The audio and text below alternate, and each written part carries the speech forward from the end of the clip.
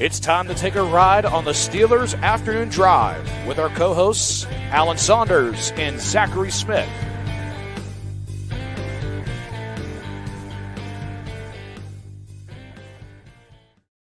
Welcome into another episode of Steelers Afternoon Drive. I'm Zachary Smith. That is Alan Saunders. And this isn't just a regular Steelers Afternoon Drive, Alan. This is the 500th Steelers Afternoon Drive that we have been on. And very fitting that old friend, Nick Farabaugh, joining the pod for episode 500. Nick, how we doing, pal? I'm doing well, guys. It's a familiar grounds, isn't it? It feels interesting to be back. It feels good. When was the last time that you were on here? I mean, we've kind of, we found better guests since we kicked you to the curb here. We haven't needed. No, I'm just kidding. But it's definitely been a while. I had to get you back on here, and we were texting about it earlier. It feels very fitting that it is the 500th episode of this podcast that you're on. Just a quick sidebar to talk about that for a second. I put out a tweet last night, kind of reflecting on the fact that this is the 500th episode of the show, which just seems so crazy. I mean, when you're doing it daily, I guess you're going to hit that number quicker than what you might think, because it hasn't even been 2 full years yet of doing this podcast, and we've already hit 500 episodes of it. It's been a lot of fun, Alan. I've enjoyed every day doing this with you. I've enjoyed the audience engagement. It's been necessary, obviously, to keep this thing going. We say it all the time, but can't thank the people that watch or listen to this enough. And here's the 500 more, 500 after that, 500 after that, and onward and onward. Heck yeah. Yeah. Nick, we're happy to have you here as well. Something we didn't touch on, Alan, yesterday that a lot of people feel like is a direct fallout for whatever reason of the trade sending Minkah Fitzpatrick back to Miami, Jalen Ramsey Jonnu Smith coming the other way, is TJ Watt stuff. Obviously, he's still looking for an extension. Adam Schefter kind of putting some tweets out there regarding it, like, are more teams trying to sniff around the market and see if they can put together an offer to send Pittsburgh's way. I think the wording of it was very interesting, the way that it was put out, and I want to get your guys' opinion on that. What was even meant by that tweet? Is this? I know some people were suggesting that maybe this is TJ's team wanting Schefter to put this out there. Is that what we think, or what do we make of the way that this was put out there? I mean, possibly. I think that's a potential. I also just think it is. Listen, teams a lot speculate about what might happen. They hear whispers, and maybe it's possible that teams are talking to each other and say, could we get this edge rusher? Could we get this premium edge rusher? Because the other premium edge rusher that requested a trade earlier this year signed $40 million per year and went back to the other team that he was requesting a trade from. I don't see this ending any differently. I mean, Alan, I don't know about you, but I really struggle to see TJ Watt getting traded at really any. I don't really see a scenario where it happens. I mean, the only scenario that I can think of is you get to training camp and there's been no progress between the Steelers and Watt, and you get to the preseason, there's been no progress between the Steelers and Watt, and they also have not made any headway on finding another wide receiver. And in Washington, the same thing's happening with Terry McLaurin. And these two deals, which I would say I will put it 95% they both get done. But the 5%, maybe, if neither of them are getting done, I can see the Steelers and the Commanders looking at each other and be like, figure something out here. I don't know. I think this is going to get done. Look, they're not even far apart, and it's only July 1st. They may have significant things to continue to negotiate, but everything I understand, the overall money is already fairly close. And by the way, it has to be, because how far can you legitimately even offer TJ Watt away from Myles Garrett? You're just not. It's just Danielle Hunter, nowhere near the player at $36 million. The Steelers are boxed in. There's nowhere they can go outside of 38 to 42 million per year. That's the whole range that you could possibly negotiate. They're not far apart. I think the guarantees may be a sticking point, but I don't see any way this doesn't get done. And even if it doesn't get done, I would think it is more likely that the Steelers just let him play the year out than trade him. They've done a lot of things this year to maximize their chances of winning this year. They are not trying to take away from the future in those moves, but keeping TJ Watt and letting him play out there would be nothing wrong with that. Heck of a comp pick coming to you if you can't work out a deal the other year. I don't know. I think that's probably, or franchise tag him. I think that's probably more likely than a trade. I it's a bit hypocritical, I think, for me to talk much about, because this was mainly all the conversation that I see taking place on Twitter. But I put out a tweet that lots of time, energy, and in the case of this app, characters being wasted right now discussing TJ Watt. I said the next time that I'll post about him is when he signs an extension later this month. That's my confidence level in it happening. The scenario that you said was very interesting, because we talked about this obviously with the Aaron Rodgers thing. Like, never want to speculate what a person's response is going to be, but I really wonder what path we go down if TJ does not get an extension. Like, in terms of playing the year out, I guess is what I'm saying. What is his response if the Steelers try to go down that path with him? I'm assuming he would play, right? I mean, he has to play a little bit to, what is it, 8 weeks he's got to play, 9 weeks he's got to play to get the season to count. Yeah. I would assume he would play. I mean, listen, I don't really see that happening. I think that, as you mentioned, Alan, it seems like that the money is already in kind of tow. At least it's close, right? They're $3-4 million apart. I think they're even closer than that. I think the big sticking point is going to be the guarantees into year 3, right? Myles Garrett got guarantees into year 3. TJ Watt's going to be 34 if he gets that money into year 3. That's a lot of risk for a team to take on for a potential edge rusher there. And I just don't see where they don't come to something. Even if it's 2 days before the season, I think this gets done at some point before the season. So, I mean, I guess if the case he didn't, I still think, he plays out, whether it's 8 games, 9 games, 17, who knows, and then hits free agency next year or gets tagged or whatever. And that is what happens. I would imagine that I don't really see a way where he sits out this year or anything like that. I don't really see that happening. No. And I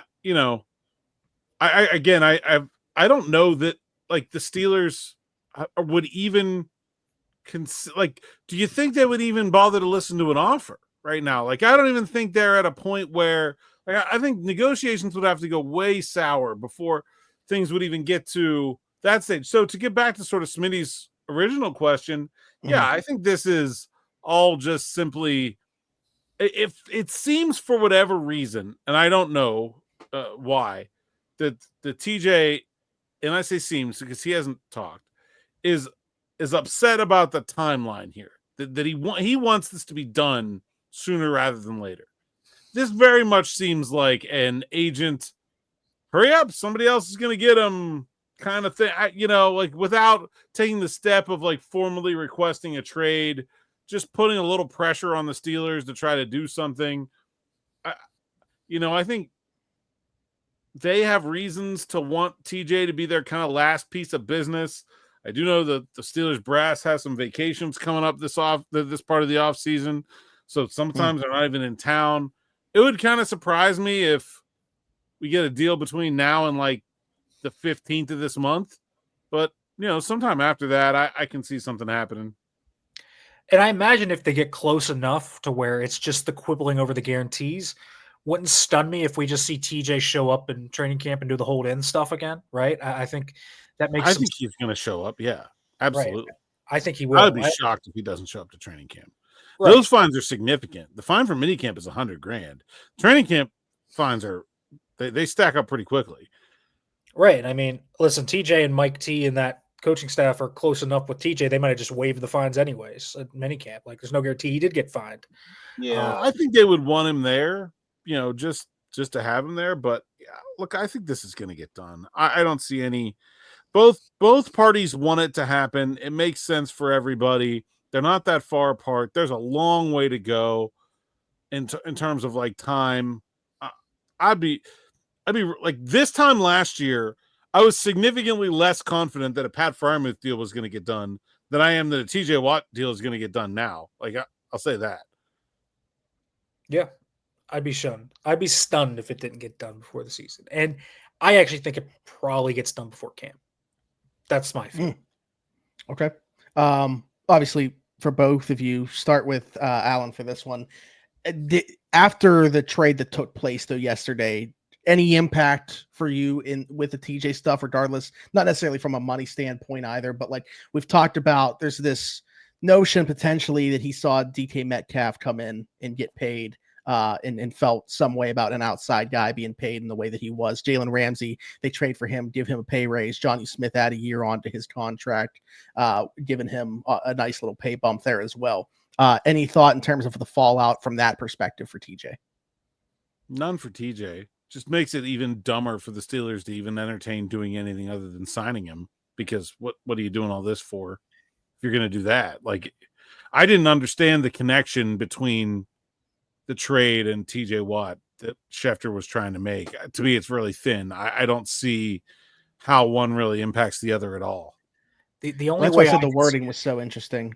Go ahead, Nick. So the way I see it is he's just saying the Steelers made a shocking move so they could make another shocking move. And that's really yeah.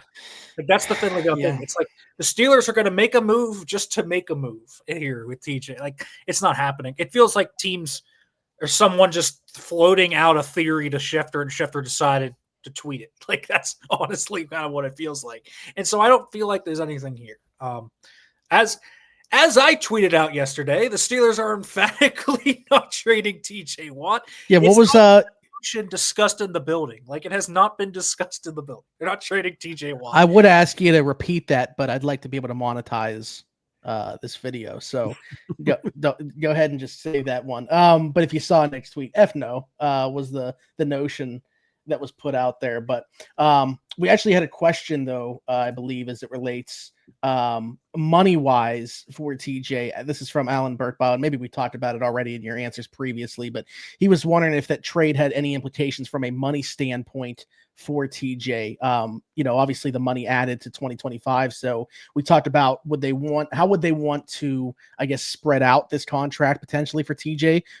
So from that standpoint, did adding these contracts in Jonnu and Jalen change the way that they would want to structure TJ's contract from your perspective? I mean, not significantly. Listen, I imagine they'd like the contract to be more front loaded, trying to kind of make sure they have movability in the back years of this deal, just in case he does fall off a cliff. I don't think that changes much. They could structure it this year to raise his cap hit or lower it. Depends on what they want to do. I don't think it changes too much of how they're going to structure a TJ deal, though. Guaranteed wise doesn't change guaranteed structure. I mean, they have so much cap space the next few years. It doesn't really make much of a difference, I think. Yeah, I mean, we don't even know how the Ramsey and Smith contracts are structured, so it's really kind of hard to say. I probably need that first before I can really answer the question. That's true. Yeah. All right, so maybe we could follow up on this down the road. Alan, this is from our boy Thomas Brocious here. So anytime I see his name, I'm like, we should probably get to this one. That's a good question then. He said all these additions on the defense over the past couple seasons seem to have been guys that played with each other at some point. 3 former Ravens, Elliott and Ramsey played together with the Dolphins. Do you think this is a coincidence, or is it part of communication improvement strategy or something else? I mean, I think sometimes the Steelers talk to players. Obviously, they probably talked to Patrick Queen before they signed Malik Harrison. They probably talked to Deshaun Elliott about Jalen Ramsey, but I don't think it's necessarily like they traded for Jalen Ramsey because he played with Deshaun Elliott. You know what I mean? And with the Ravens connections, I mean, the Steelers like Ravens players and the Ravens like Steelers players. They're very much the same DNA type players. So I don't really think that has much of a connection, to be quite honest with you. I don't think like they trade for Ramsey because he played with Deshaun or anything like that. Yeah, I think I think the biggest thing is schematically they're very similar. The Steelers and the Ravens run similar kind of stuff on defense. When you look at players like Malik Harrison and Deshaun Elliott, not every team rosters a guy like that. Like those are like real specific things that the Steelers and the Ravens do that not everybody else does. And so when they go out into the free agent market and they need that stuff, and you could include the Patriots under Belichick did a lot of those same things, which meant that Flores did them when he was in Miami. So, like, there's there's only so many of those defenses out there that are doing the kind of stuff that the Steelers and the Ravens are doing. So I think that's a big part of it in terms of why they like the same players. And the Steelers also, very admittedly, like when guys play well against them.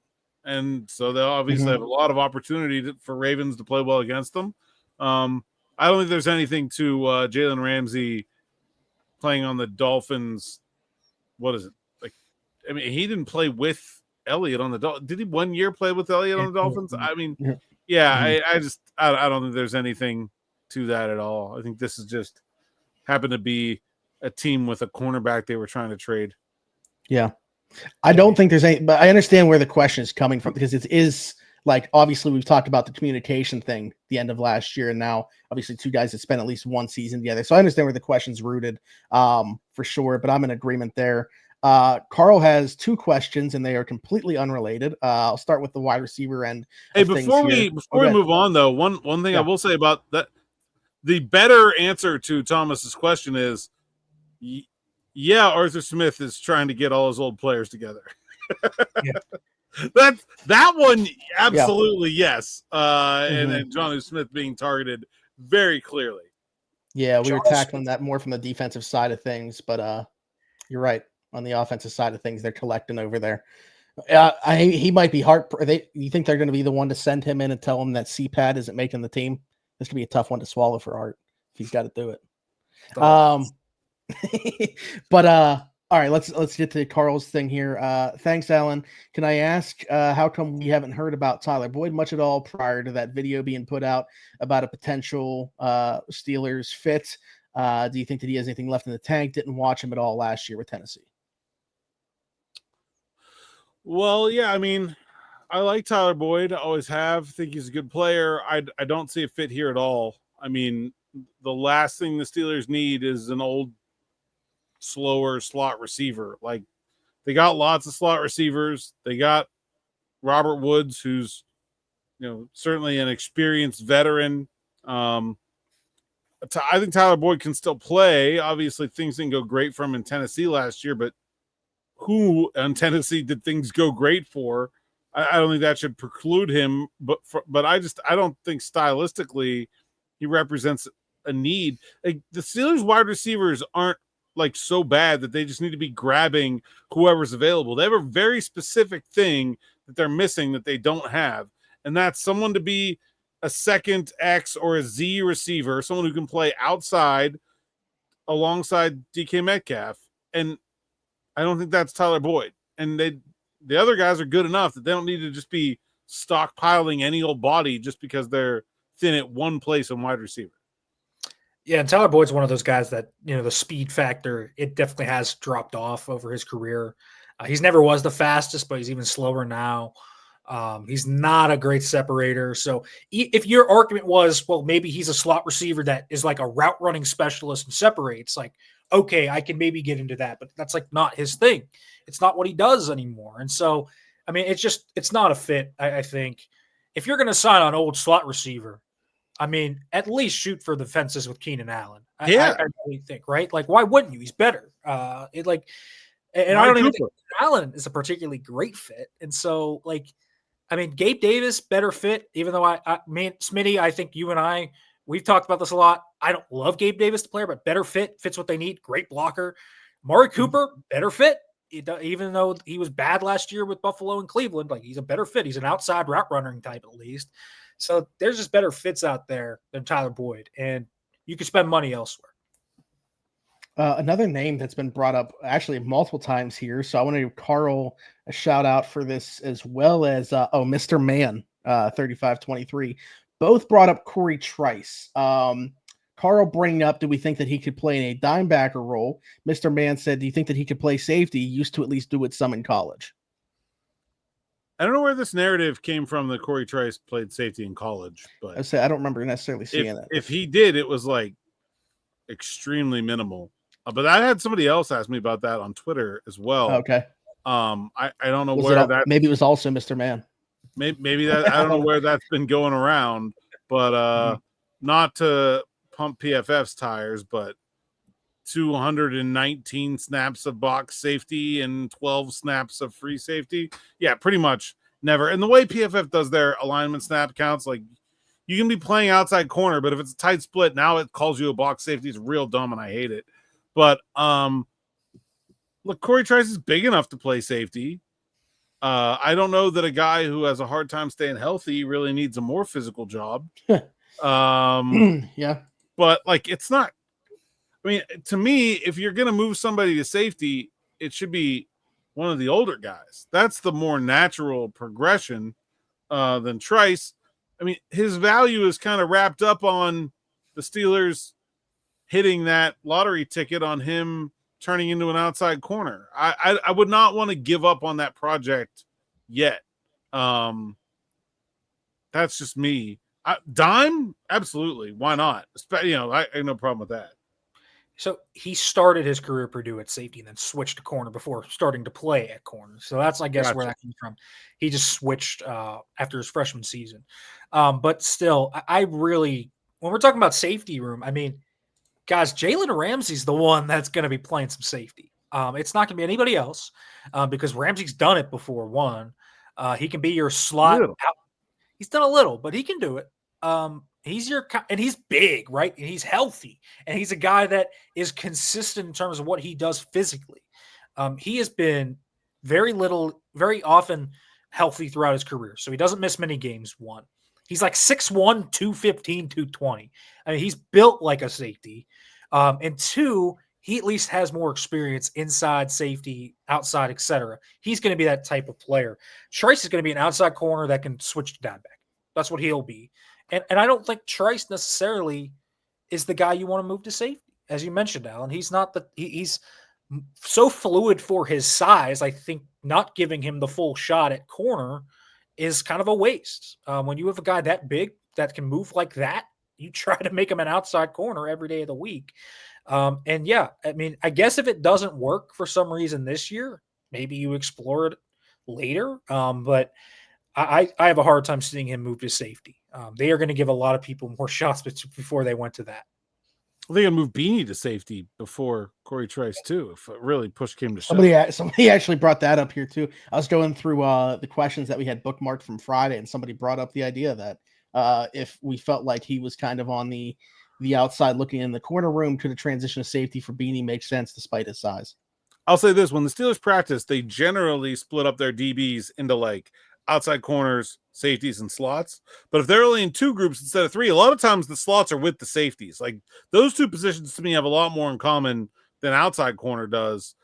So I also had a lot of people ask me about Sebastian Castro, so I just want to address that here because it makes sense while we're talking about this. Look, very promising player, was probably deserving of a draft pick. I saw absolutely nothing this spring that makes me think Sebastian Castro is in line to like make the team right now, let alone something that anyone is thinking about playing at any point. That can change. There's a long way to go as a rookie, but like not like what we were talking about with Beanie Bishop this time last year, or even close to that. No, this Minka trade turned Sebastian Castro into the defense's version of the way this fan base views Will Howard. No, Will I was just say Will Howard. Same thing. Yeah. Put them all together, actually. Rock Taylor's going to throw in there too. Nick, I wanted to get you. Well, I guess you could give your opinion on that now as well. I mean, Sebastian Castro has been brought up quite a bit as well. I literally saw somebody that put together like a highlight package of Sebastian Castro yesterday. Like they turned Minka Fitzpatrick. It was like a couple interceptions. All of a sudden it panned and it was Sebastian Castro. I mean, what do you make? I think we've had a conversation about him. I think you also said you felt like he was probably a guy worthy of a day 3 pick, but this has kind of gotten overboard over the last 24 hours. Would I be surprised if he made like a roster push in Latrobe and made the team? Not necessarily. Would I be surprised if he starts at all? Absolutely. I'd be stunned. He is a good player. He's physical. He's not a great athlete, which is why he's going to be a safety.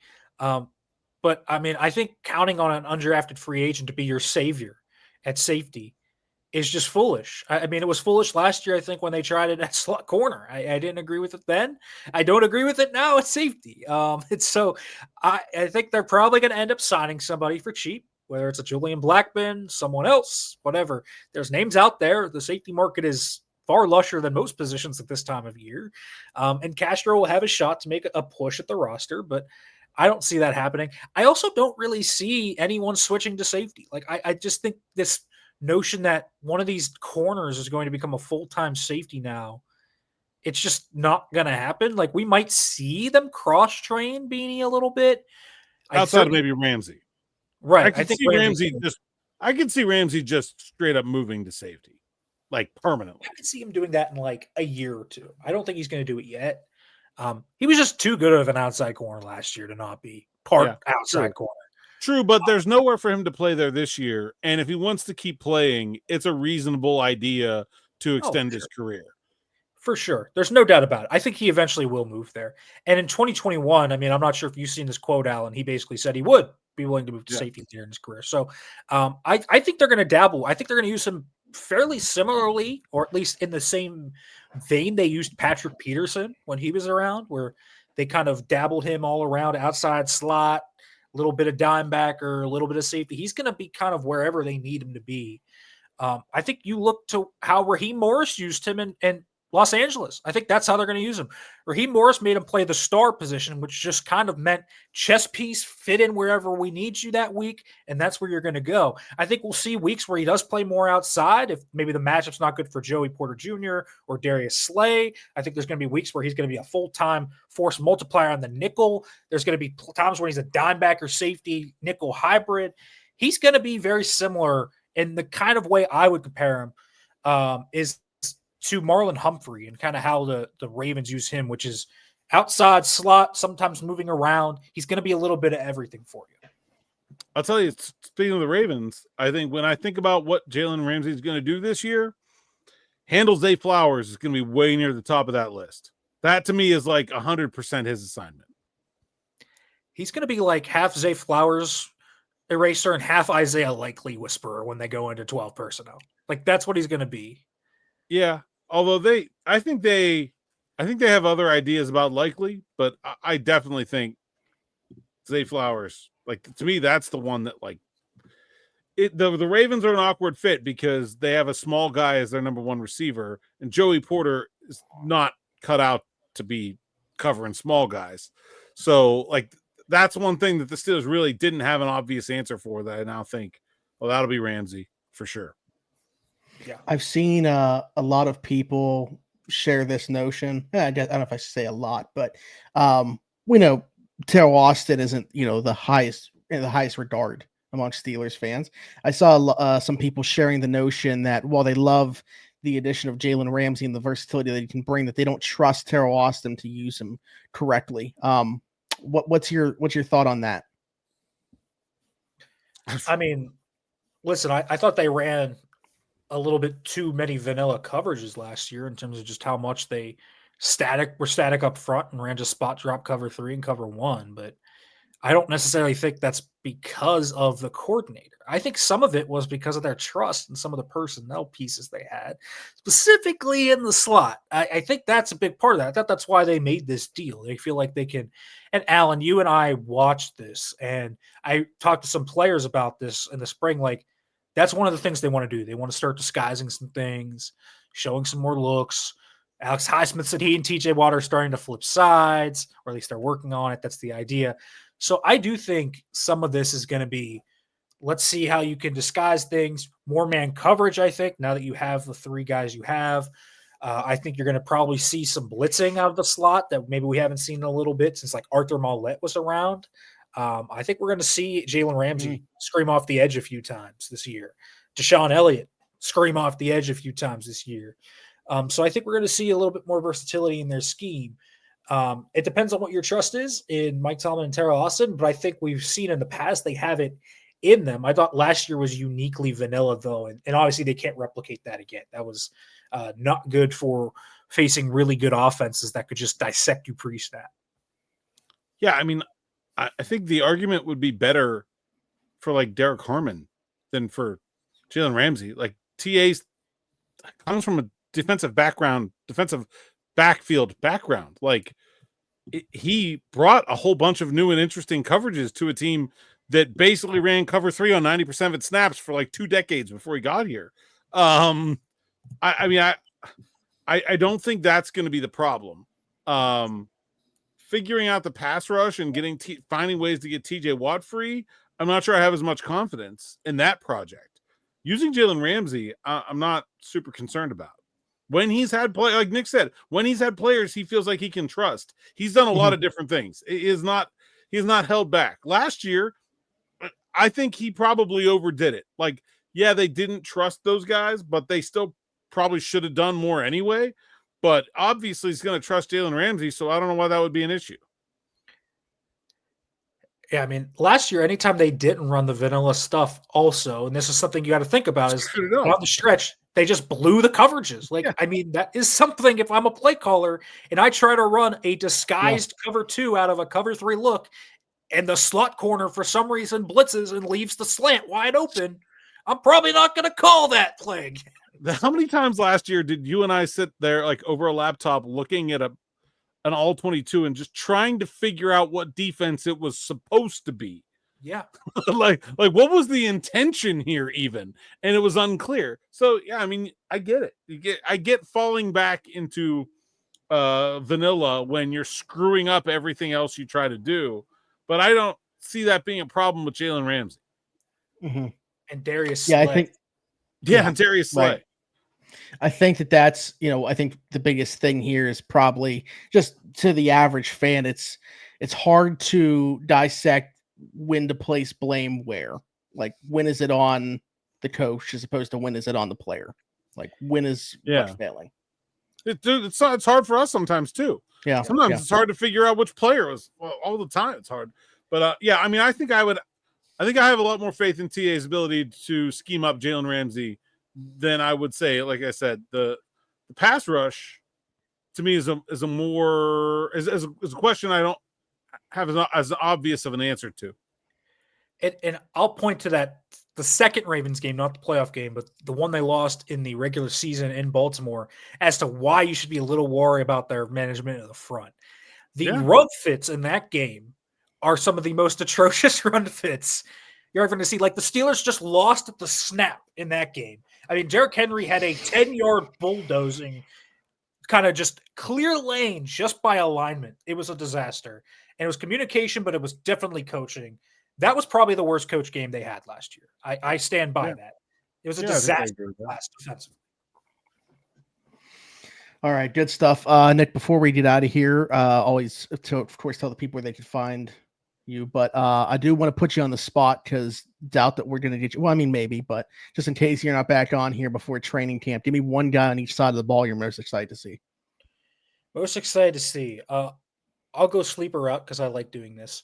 Offensively, I am stupid for saying this, but I am very excited to see DJ Thomas Jones when the pads come on. I thought you were going to go Montana Lamonius Craig. No, I'm not. I'm not going to go Montana Lamonius Craig. I've seen Montana Lamonius Craig. I think I know what he is. But DJ Thomas Jones, I'm just interested to see that because the tape's fun. And then defensively, I actually am pretty excited to see what they have here. And this one is probably going to be a little bit more vanilla, but I'm actually kind of excited to see Juan Thornhill. He just had a really good spring. And he's obviously going to be much more counted on now. This is going to be a bigger role for him. They're really counting on him. I kind of want to see how much, because 3 days is just not enough for me to draw a conclusion from, how much of his struggles in Cleveland are injury related, because he was so banged up with the calf injuries and the soft tissue injuries. How much of that was kind of his downfall, or is there an actual decline play? Because obviously the Kansas City version of Juan Thornhill is one of the best safeties in football. So we'll see kind of how he looks. I'm interested to see how Juan Thornhill looks, though. Good stuff. Alan, I won't ask you that because we'll obviously talk about it as we get closer to training camp, but appreciate you joining us. Nick, tell the people they can find you.